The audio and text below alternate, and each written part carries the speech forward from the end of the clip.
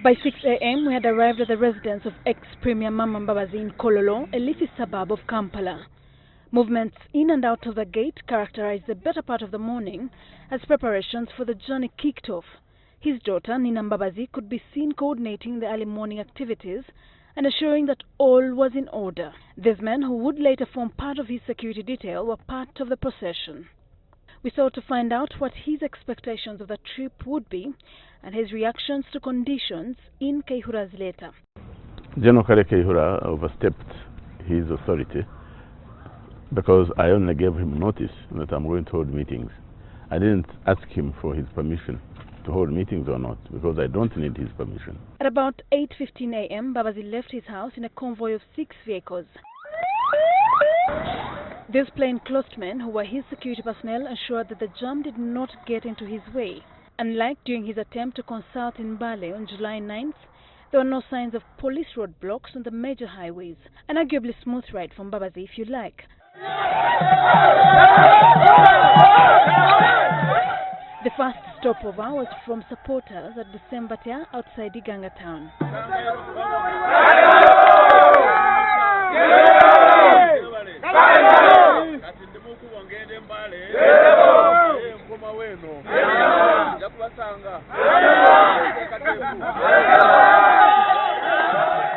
Another stopover was at Kamonkoli, where yet another crowd stormed Mbabazi and his convoy amidst cheers and ululations.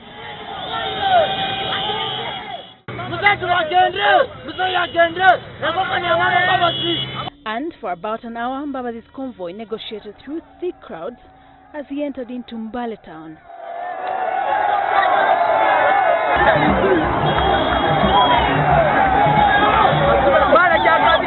He was given a bouquet of flowers and a symbolic key, which his supporters said was to State House.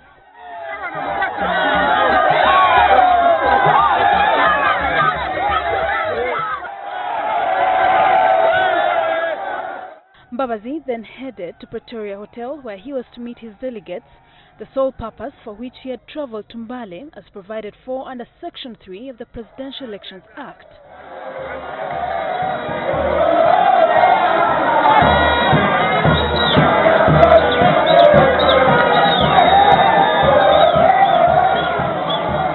Here, supporters demanded that he addresses them before proceeding to meet the delegates.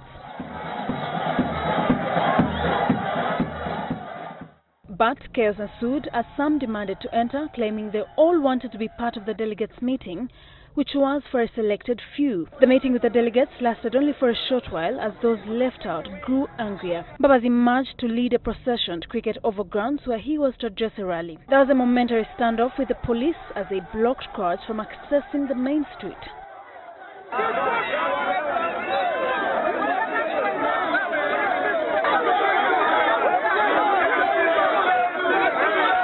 The crowds insisted on their way and finally accessed it.